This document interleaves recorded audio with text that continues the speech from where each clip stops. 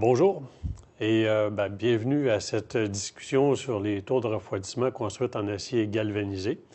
Je parle d'une discussion parce que, idéalement, c'est sûr, dans un monde virtuel, c'est pas facile à faire, mais ce serait intéressant que ça soit une discussion. Donc, je vous invite autant que possible à poser des questions, OK, et à mettre vos commentaires et les envoyer à José. J'ai une collègue ici à côté, José, qui va prendre qui va prendre en note et qui va me communiquer l'information.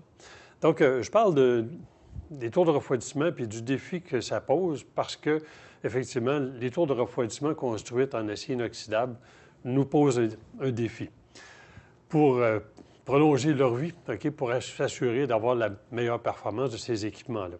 Avant de parler des tours, je vais quand même faire une mise en perspective puis vous amener sur des composantes ou des structures où on est beaucoup plus familier. Je pense, par exemple, aux toitures en galvanisé. On va penser aux escaliers extérieurs. On peut penser aux gazebos. On peut penser à des clôtures. Le galvanisé est utilisé dans beaucoup d'applications. Puis le galvanisé, c'est pas nouveau. Okay? On s'entend, la technologie existe depuis autour des années 1830. Là. Donc, c'est loin d'être nouveau. Il y a beaucoup de méthodes de galvanisation, mais aujourd'hui, on n'ira pas dans cette direction-là parce que là, on pourrait vraiment prendre beaucoup de temps à ce niveau-là. Mais la différence, puis on sait fort bien qu'avec les structures dont je vous ai parlé, on parle de toiture, etc., ça fonctionne très bien. Ça protège très bien ces structures en acier-là. Sauf que le contexte est complètement différent quand on parle d'une tour de refroidissement. Et pourquoi différent? Bien, tout simplement parce que les composantes d'une tour de refroidissement sont en contact avec l'eau d'une façon continue. Contrairement à une toiture qui passe d'un état sec à un état avec la pluie et les intempéries, une tour de refroidissement, c'est différent. Vous avez un contact avec l'eau qui est en recirculation, l'eau de refroidissement qui est en recirculation, vient en contact avec autant les bassins d'eau chaude, les bassins d'eau froide. On parle les serpentins si vous avez un condenseur évaporatif, on parle de la tublure. On parle des volets, des persiennes, des murs, des structures. Donc, tout ça, ça nous amène un défi pour protéger ces équipements-là.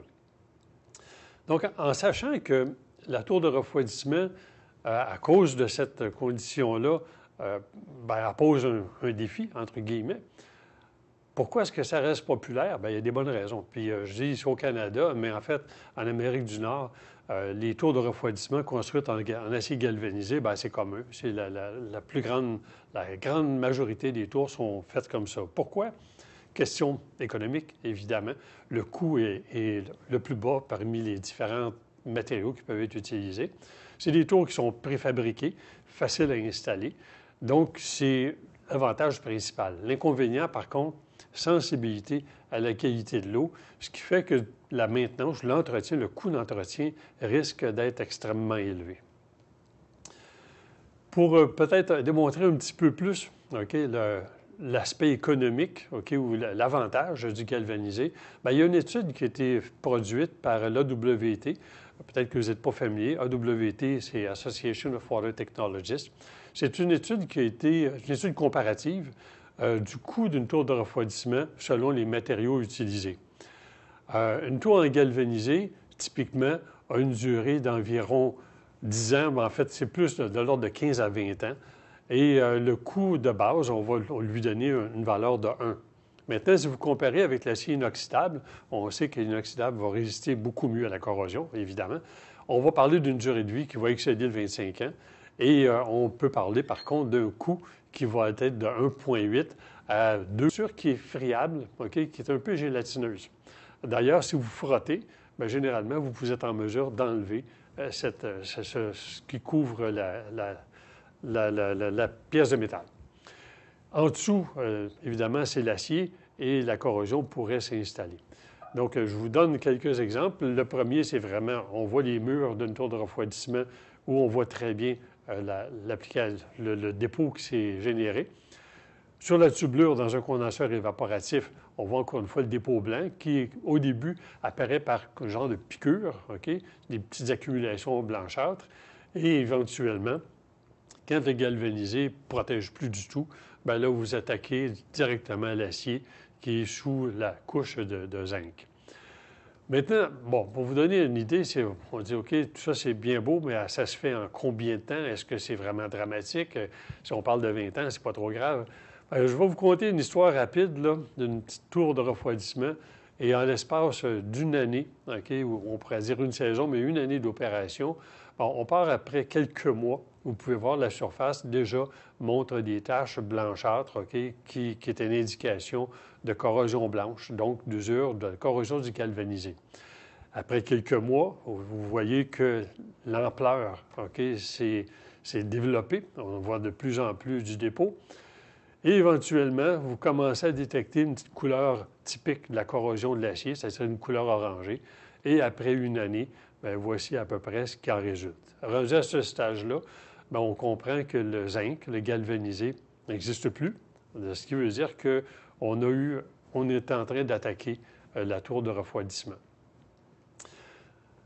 Donc, je vous ai peut-être posé la question un petit peu plus rapidement, mais est-ce qu'on a des réponses un peu? Pas vraiment.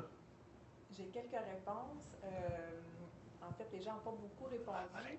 Peut-être que la question n'était pas claire, mais c'est possible pour vous on nous a répondu mensuel ou à toutes les semaines. Ah, c'est vrai, j'ai pas donné le choix de réponse. Disons que on va se reprendre plus tard. D'accord. Donc, maintenant, là, je vous ai expliqué un petit peu la situation en termes visuels, les observations que vous pouvez faire, qu'est-ce qu'on constate. On va parler un petit peu plus technique maintenant. Allons voir d'une façon plus scientifique qu'est-ce qui se passe exactement au niveau de la structure en galvanisé. Bon, quand on regarde le profil de la plaque métallique, vous avez l'acier qui est couverte d'une couche de zinc. Et la couche de zinc, bien, va vous donner une apparence très métallique et très lustrée. D'ailleurs, bien, j'ai une petite devinette pour vous, là. OK? J'ai ici 2 boulons. OK? Est-ce que vous avez une idée lequel est en galvanisé et lequel est en acier inoxydable? Peut-être vous avez l'œil averti, probablement que vous avez décidé que ça, c'est de l'acier inoxydable et qu'ici, eh bien, c'est tout simplement... Oups! Excusez-moi, je m'enligne pas sur la caméra. Donc, on a du galvanisé. Donc, là où je veux en venir, c'est que le galvanisé a une apparence qui est très, très près de l'acier inoxydable. Et quand on le voit sous cette forme-là, c'est vraiment sa forme métallique. Et ce n'est pas protecteur. Okay? Contrairement à la perception qu'on peut avoir, ça ne protège pas le métal. Le métal va être protégé ou l'acier va être protégé une fois que le galvanisé va s'être oxydé. Donc, si je reviens un peu sur la présentation, vous voyez que l'oxyde de zinc, okay, donc le ZNO, c'est ça qui forme la pellicule protectrice, OK? C'est la passivation naturelle qui se fait au niveau du métal. Quand on a une surface métallique qui est exposée aux intempéries, par exemple, puis je vais vous parler, on va parler de la tour de refroidissement. Si vous regardez les surfaces extérieures de la tour de refroidissement, bien, elles sont exposées à la pluie, l'air, donc elles vont sécher, elles vont devenir humides. Cette alternance-là va faire que la couche d'oxyde de zinc va se développer sur l'extérieur de la tour de refroidissement. Par contre, sur la partie intérieure, ça n'arrivera pas. Ça va être totalement différent. Si je vais maintenant sur la partie intérieure, là, on va parler plutôt de la corrosion blanche. Donc, il va se former une couche, encore une fois, une couche de zinc, un oxyde de zinc, mais qui, elle, n'est pas du tout protectrice. Donc, ce qu'on peut voir, c'est que la couche de zinc est poreuse. Okay? C'est-à-dire que l'oxygène, excusez-moi, j'ai été un petit peu trop vite sur celle-là. Donc, l'oxygène, la couche qui se développe en surface, c'est une couche qui est poreuse, ce qui laisse passer l'oxygène à travers la couche qui est non protectrice. Ce qui en résulte, c'est que l'oxygène va atteindre, va traverser cette pellicule-là et va atteindre l'acier. Puis une fois que l'oxygène a atteint l'acier, bien là, on va commencer à créer une cellule de corrosion qu'on peut voir sur la photo du bas. On voit par un genre photorayon X, on voit très bien qu'on est en train de pénétrer dans la structure de l'acier. Et c'est là que la corrosion sous dépôt, donc la corrosion de l'acier va se produire et la détérioration de la tour va avancer rapidement. Qu'est-ce qui influence la corrosion blanche ou la vitesse à laquelle ça va se produire? En grande partie, c'est les caractéristiques de l'eau, c'est la chimie de l'eau. On va parler, entre autres, du pH, on va parler de l'alcalinité, on peut parler de la dureté, donc la dureté calcique, le calcium qu'il y a dans l'eau, les chlorures, les sulfates, la conductivité, puis les biocides halogénés. Les biocides halogénés, on s'entend, c'est les chlores et les bromes. Donc, c'est des produits qui sont agressifs, qui sont corrosifs. Donc, ces facteurs-là vont influencer la vitesse à laquelle la corrosion blanche va s'installer au niveau de la tour de refroidissement. Pour être capable de prévenir ça ou d'empêcher ou de ralentir le phénomène, il faut procéder à ce qu'on appelle une passivation. Donc, la passivation, bon, ici, on a marqué la passive à quoi? Peut-être que vous n'êtes pas familier avec le terme ou peut-être vous l'avez entendu, mais il faut aller un petit peu plus loin. Puis d'ailleurs, j'ai une autre question à vous poser, puis là, je vais essayer de vous donner les bons choix de réponse. La question que je vous pose, c'est, selon vous, quand on fait une passivation, est-ce que ça prend 1-2 semaines? Est-ce que ça prend 2 à 4 semaines? Est-ce qu'on parle de 4 semaines à 8 semaines? On parle de 8 semaines à 12, 20 ou 20 semaines? En fait, nous autres, mon choix de réponse n'est peut-être pas exactement bon, mais pas à peu près. Donc, parlons. 1, c'est 2 semaines. 2, mettez-vous à 4 à 6 semaines. 3, vous êtes rendu jusqu'à 12 semaines. Et 4, vous êtes rendu 12 semaines et plus. OK? On va revenir avec vos réponses un peu plus tard. Donc, les mesures, la passivation, ce que c'est qu'il faut prendre les moyens, il faut empêcher la formation de cette pellicule non protectrice-là. Donc, il faut former une couche qui est protectrice, et cette couche protectrice-là, ça s'appelle du HCPZ. Alors, c'est oxahydroxy bicarbonate de pentazinc. Donc, ça fait partie de l'examen à la fin. Mais en fait, rappelez-vous seulement HCPZ. HCPZ, c'est une forme de zinc ou la transformation du zinc sur une forme qui est protectrice. Alors, c'est celle-là qui va développer une couleur qui est plutôt gris-mat. Au lieu d'avoir notre fameuse coloration galvanisée, OK, métallique, vous allez arriver avec une coloration qui est beaucoup plus mate, vous allez constater d'ailleurs sur l'extérieur de la tour, elle se forme beaucoup plus facilement. Donc, elle prend une apparence beaucoup plus terne. C'est l'objectif, c'est ce qu'on veut avoir. Maintenant, comment on peut parvenir à ça? Bien, il y a des normes, OK, émises par les différents manufacturiers. Alors, le tableau que je présente ici, bien, c'est un tableau qui donne les paramètres recommandés par les grands manufacturiers ici en Amérique du Nord. On parle de Baltimore Aircoil, on parle d'Evaco, on parle de Marley. C'est les 3 plus grands fabricants, les tours principalement, qu'on retrouve ici au Québec et au Canada. Quand on regarde les paramètres qui sont demandés ou recommandés, vous vous rendez compte que la première chose qui saute aux yeux, okay, la 3e ligne, le pH pendant la passivation. Le pH de passivation doit se situer généralement entre 7 et 8, okay, ou à peu près. Typiquement, en dessous du 8,2, c'est ce qu'on cherche. Maintenant, si je vous pose la question, quel est le pH dans une tour de refroidissement d'opération? Je ne sais pas si vous pouvez y répondre, mais le pH, je vais vous donner la réponse, mais typiquement, vous avez un pH qui est autour de 8,8 à 9. 8,8 à 9, on s'entend qu'on vient d'excéder le premier paramètre qui est demandé, puis c'est le plus difficile, généralement, à rencontrer. Donc, on a déjà une pression énorme à ce niveau-là. Les autres paramètres, par exemple la dureté, bien, la dureté, on parle de plus que 30. De plus que 30, vous allez dire, bon, j'ai plus que ça dans l'eau d'aqueduc, mais ça veut dire aussi que ça nous limite pour les endroits où on sert de l'eau adoucie, parce qu'il y a des tours qui sont alimentées par de l'eau qui est pré-adoucie. Ça veut dire qu'on ne pourra jamais faire une passivation dans ces conditions-là. Si vous êtes aussi dans des régions, je vais penser à la ville de Trois-Rivières, par exemple, où l'eau est excessivement douce, vous avez une dureté qui est en bas de 10 parties par million, bien, s'il n'y a pas d'évaporation, si je ne concentre pas, je ne serai pas capable d'atteindre ces chiffres-là. L'autre facteur aussi, l'alcalinité. Bon, l'alcalinité, en général, on parle de 300 ou à peu près. Bien, 300, à Montréal, vous avez une alcalinité naturelle de l'eau qui est autour de 80. Donc, on s'entend que par évaporation, dans une tour d'eau, on va accumuler ces sels-là. Donc, l'alcalinité va se baser et va atteindre rapidement le 300. Quand on est rendu là, qu'est-ce qu'on doit faire? Bien, c'est purger. Et ce que ça signifie, c'est que pour maintenir les paramètres qui sont demandés, bien, les chansons qu'on va devoir purger beaucoup plus qu'en temps normal. Maintenant, je ne sais pas si on a eu des réponses sur le 1, 2, 3, 4. Oui, en effet, j'ai des réponses dans tous les les choix de réponses, mais principalement entre 1 et 3 mois, c'est la réponse la plus populaire. OK. Bien, effectivement, 1 et 3 mois.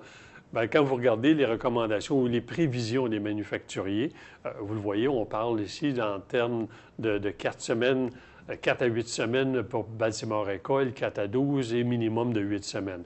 Donc, puis, je vais vous dire que par expérience, en bas de 8 semaines, bien, c'est rarissime. Puis, à 12 semaines, bien, ça suppose aussi que vous avez maintenu les paramètres qui sont là. Parce que si on échappe les paramètres, si on ne se tient pas à l'intérieur de nos guides, bien, ça va prendre beaucoup plus de temps si on y parvient. Si on regarde ça d'une façon un petit peu plus tangible, OK, les exigences, OK, qu'est-ce qu'on doit faire? Bien, c'est des conditions qui ne sont pas toujours atteignables. OK? Bon, premièrement, on a vu, ça prend des caractéristiques d'eau qui sont très spécifiques, là, en termes de dureté, en termes d'alcalinité, en termes de pH. Donc, il faut être sûr qu'on atteint ces conditions-là. Mais aussi, parce qu'on pourrait dire, bon, OK, bien, dans ce cas-là, ce que je vais faire, je remplis ma tour d'eau avec de l'eau, je la laisse là, je la laisse mijoter pendant un certain temps, puis ça va se passiver. Mais, malheureusement, ce n'est pas si simple. Parce qu'il faut que l'eau soit en circulation. Il faut qu'elle soit oxygénée, fortement oxygénée. Donc, vous devez mettre la tour en circulation. L'eau doit être en mouvement et il ne faut pas qu'il y ait d'éléments agressifs tels que le chlore et le brome parce que c'est des éléments qui sont corrosifs. Donc, ça veut dire que votre traitement, ou si vous avez pas des passivations, mais des désinfections à faire parce que vous perdez le contrôle microbiologique, on a une problématique. OK? Le traitement doit être adapté aux conditions. La période d'application prolongée, OK? Et je dois dire que dans certains cas, il faut répéter.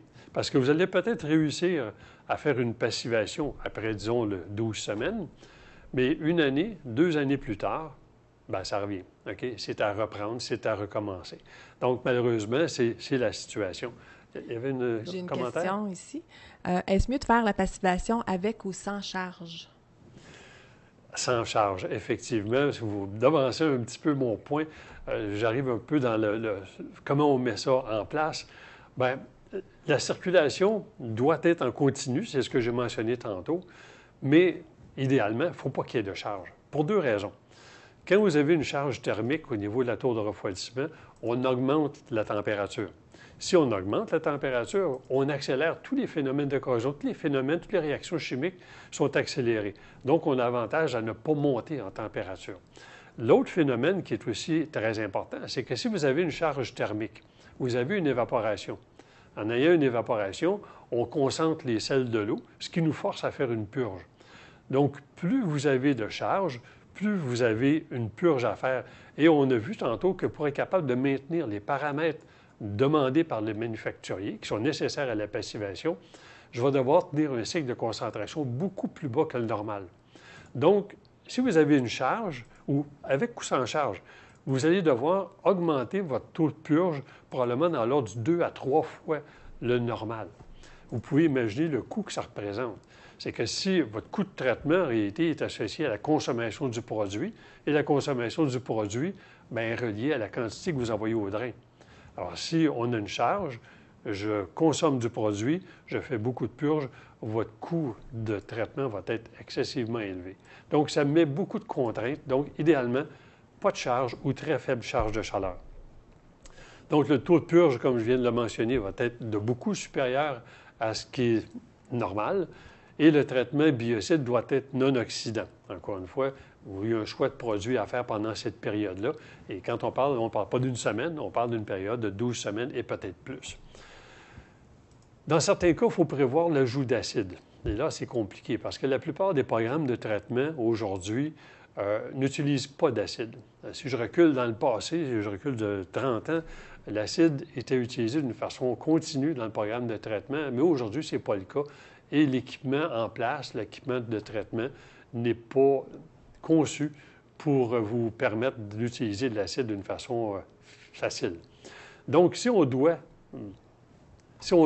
effectivement baisser le pH en ajoutant de l'acide, ça va prendre un équipement particulier installé temporairement sur le site pour atteindre ceci. Et finalement, bien, ça prend une fréquence de contrôle extrêmement élevée. Alors, quand je dis que c'est des conditions qui ne sont pas toujours faciles à atteindre, puis je vais vous donner un exemple, encore une fois, que je n'ai pas mentionné tantôt. On parlait du pH maximum qui devrait être autour de 8 à 8,2. Alors, si, par exemple, vous êtes à la Ville de Québec, bien, Ville de Québec, l'eau d'aqueduc a un pH de l'ordre de 8 initialement. Donc, ce qui veut dire que du moment que vous alimentez cette eau-là dans la tour d'eau, ça devient excessivement difficile de concentrer, donc d'avoir une charge thermique, parce que vous allez automatiquement excéder les consignes qui sont prescrites. Alors, dans ces cas-là, évidemment, il faut penser à ajouter de l'acide. Donc, à quel moment maintenant, parce qu'on a parlé tantôt de la durée de passivation, on parle peut-être de 8 à 12 semaines, comment on s'assure, à quel moment on peut être assuré que la passivation est complétée? Il y a plusieurs choses, il y a plusieurs étapes, il y a plusieurs moyens de valider tout ça. Le premier, c'est vraiment les observations, c'est visuel. Il faut regarder l'état des surfaces et l'état recherché, c'est quand le galvanisé prend un état terne, donc gris-mat, c'est une bonne indication qu'on est en mode qu'on a passivé. Je vous recommande, et c'est ce qu'on fait généralement pendant la période de passivation, prenez des photos. Prenez des photos toujours au même endroit pour voir la progression, pour voir comment ça se déroule. Ça donne une très bonne indication parce que des fois, l'œil ou le souvenir qu'on a, bien, il n'est pas toujours très clair, là. Donc, les photos nous aident beaucoup à voir la progression. S'il y a une formation de dépôt en surface, bon, les chances sont que c'est une corrosion blanche qui s'installe, mais ça vaut la peine de l'analyser. Donc, au besoin, on peut prélever le dépôt pour en faire l'analyse. Évidemment, il y a l'analyse de la couche protectrice. Bon, ça, c'est peu commun, OK? Bien, peu commun dans la majorité des cas. Nous, on essaie de le faire d'une façon systématique. On peut faire ce qu'on appelle un écouvillon. Un écouvillon, vous avez un équipement de prélèvement, qui est un genre de petite tête métallique, qu'on vient frotter sur la paroi, et par la suite, on peut l'analyser en laboratoire pour déterminer la composition du résidu qui est en surface ou de la couche protectrice qui est en surface. Bon, les graphiques que je vous montre à droite, c'est comment on évalue ici en laboratoire la progression ou le changement d'état du zinc. Donc, on voit en haut, c'est la corrosion blanche et vous pouvez voir le graphique change d'aspect.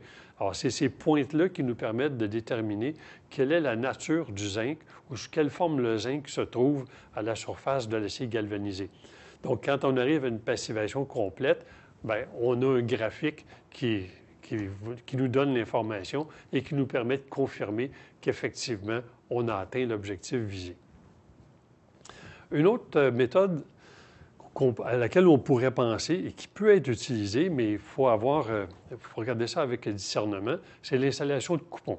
Vous êtes peut-être familier avec les coupons de corrosion qu'on installe dans les réseaux pour vérifier ou pour mesurer l'étendue ou le taux de corrosion ou la vitesse de corrosion dans un système. Donc, en théorie, on pourrait faire pareil. Prendre un coupon de galvanisé, l'installer dans la boucle de circulation, puis vérifier quel état on obtient. Sauf que là, il y a beaucoup de difficultés à faire ça. Premièrement, les manufacturiers n'ont pas tous exactement le même galvanisé. Donc, prendre un coupon de galvanisé standard du marché, qui sert, par exemple, typiquement à faire une toiture, bien, ce n'est pas la même chose que ce qui est utilisé pour une tour de refroidissement. Donc, très difficile d'avoir un coupon qui va être représentatif. Deuxièmement, bien, les coupons ou les surfaces ne sont pas exposées à toutes les mêmes conditions. Le mur, le bassin qui est immergé, la tubulure, tout ça n'est pas exposé de la même façon. Donc, comment j'installe mon coupon de corrosion? Encore une fois, c'est un autre défi. Donc, oui, ça peut nous donner une information, mais c'est relativement limité. Maintenant, l'analyse de l'eau. L'eau qu'on peut analyser sur terrain ou en laboratoire, bien, ça vous donne certaines informations. Parce que quand le zinc, quand le galvanisé corrode, il y a un relâchement du zinc. Le zinc va se dissoudre en partie. Okay? Donc, on peut le détecter dans l'eau. Mais c'est quand même très limité comme information parce que ça dépend combien de temps l'eau reste dans le réseau. Ça dépend de plusieurs facteurs. Donc, ce n'est pas nécessairement révélateur. Donc, je vous dirais, les meilleures informations, c'est les observations visuelles et le swab, okay, les couvillons qu'on peut prélever à la surface du métal. Ce qui m'amène à peut-être qui aurait dû être la première étape. Okay? Le galvanisé, comme vous pouvez le constater, c'est un défi. C'est un défi de le protéger, c'est un défi d'aller chercher la durée de vie dans certaines conditions. Il y a des endroits, la qualité d'eau vous le permet de le faire relativement facilement. À d'autres endroits, ça va être excessivement difficile. Donc, je vous dirais que la bonne décision doit être prise en amont de tout ça, avant de faire la passivation. C'est-à-dire, est-ce que le choix de mettre une tour en galvanisé, c'est le bon choix? Vous avez ici sur le tableau le processus décisionnel. Comment on devrait décider si le galvanisé est un bon choix? La première question à se poser, je vous l'ai mentionné tantôt, c'est l'aspect le plus critique, c'est le pH de l'eau. Alors, posez-vous la question, est-ce que le pH naturel qu'on a dans l'eau permet d'atteindre les objectifs ou le guide des fabricants? Donc, un pH autour de 8. Est-ce que naturellement, je peux le faire? Si la réponse est non, bien, la question que vous devez vous poser, c'est d'accord, mais est-ce que je peux corriger? Corriger, bien, ça veut dire est-ce que je peux mettre de l'acide dans mon système pour corriger le pH? Si la réponse est non, encore une fois, bien, vous devez vous tourner vers une alternative parce que le galvanisé va toujours être une problématique. Maintenant, supposons que vous pouvez corriger le pH. Deuxième question, c'est est-ce que la chimie générale qui a été mentionnée, est-ce que je peux l'atteindre? Je parle en termes de dureté, je parle en termes d'alcalinité, en termes de chlorure. Si la réponse est non, parce que la chimie de l'eau, je travaille par exemple avec de l'eau douce, si je travaille avec de l'eau douce, je ne peux pas atteindre ces critères-là et je ne peux pas le corriger non plus, à ce moment-là, il faut considérer une alternative. Et le troisième élément, c'est des produits qu'on appelle agressifs, donc le chlore, le brome. Si vous utilisez ou si vous ne pouvez pas vous empêcher d'utiliser ces produits-là, encore une fois, vous allez avoir une contrainte sérieuse qui fait que vous ne pourrez pas atteindre une passivation des surfaces galvanisées, ce qui veut dire que l'alternative, encore une fois, doit être considérée. Donc, en conclusion, je vous fais un petit rappel de certains points. Le premier point, c'est que, avant toute chose, puis ça, évidemment, des fois, il est trop tard, vous avez la tour, vous devez gérer la tour de refroidissement, mais si vous avez l'opportunité ou le choix de faire une sélection, vous devez la faire en considérant qu'est-ce qu'on a besoin. Donc, le tableau décisionnel qu'on a pris tantôt, il faut vraiment valider, est-ce que c'est viable ou c'est pas viable dans la situation que vous avez. Le deuxième élément, c'est que si on fait une passivation, excusez-moi, si on fait une passivation, ce n'est pas quelque chose qu'on fait d'une façon imprévue. Ce n'est pas une improvisation qu'on fait. Il faut que ça soit planifié d'avance. Et une des bonnes raisons, une des bonnes explications, on l'a mentionné tantôt, la passivation devrait se faire sans charge de chaleur. Alors, c'est sûr que si vous êtes rendu au point où on arrive au printemps, on doit faire de la climatisation, j'ai besoin de la tour d'eau, planifier une passivation à ce moment-là, ça devient excessivement difficile. Ça veut dire qu'une tour de refroidissement neuve devrait prévoir une période d'environ 8 à 12 semaines avant même de mettre la charge de chaleur pour être passivée d'une façon convenable. Le troisième élément, c'est vraiment l'inspection. C'est un peu la question que j'ai mopée un petit peu tantôt, là. Mais c'est extrêmement important pour vous d'inspecter régulièrement les surfaces internes de la tour de refroidissement. Vous avez fait une passivation, vous avez réussi, ça peut revenir. Et la tour de refroidissement devrait être inspectée, à mon avis, minimum une fois par mois, pour vérifier s'il n'y a pas un développement graduel de corrosion blanche. La seule façon, c'est de faire l'inspection et du moment où on constate qu'il y a une évolution qui se produit, qu'on a une corrosion blanche qui s'installe, à ce moment-là, il faut refaire une passivation, il faut reprendre les moyens pour protéger le métal à ce moment-là. Donc, très important. Quatrième élément, bien, les contraintes, comme vous avez pu voir, sont extrêmement importantes, OK? Et ça demande de faire beaucoup de contrôle. Quand vous faites la période de passivation, vous ne pouvez pas vous permettre d'avoir une analyse par semaine. C'est pas comme ça. Ça va prendre une analyse au moins journalière, des observations journalières. Si vous utilisez de l'acide pour compenser le pH, ça prend un contrôleur, ça prend des vérifications. On ne peut pas laisser aller parce que si la corrosion blanche abîme une tour rapidement, je peux vous dire que de l'acide hors contrôle, ça va vous scraper une tour très rapidement également. OK? Donc, à toujours prendre en considération. Dernier point, bien, la passivation, c'est jamais terminé. En fait, c'est terminé quand on peut le démontrer par analyse ou par observation, mais dites-vous que ça peut toujours revenir. Donc, c'est une chose qui doit être prise en considération dans votre programme et dans votre sélection d'équipements. Donc, sur ça, bien, écoutez, je vous remercie d'avoir... j'espère qu'on a répondu à quelques questions, quelques interrogations. Il n'y a pas eu beaucoup de questions en cours de route. José était très tranquille. Mais n'oubliez pas, peut-être que les questions vous reviendront plus tard, mais n'oubliez pas qu'on est à un courriel ou un téléphone de distance. Ça nous fera plaisir d'y répondre à ce moment-là. Donc, merci d'avoir participé au webinaire. Bonjour.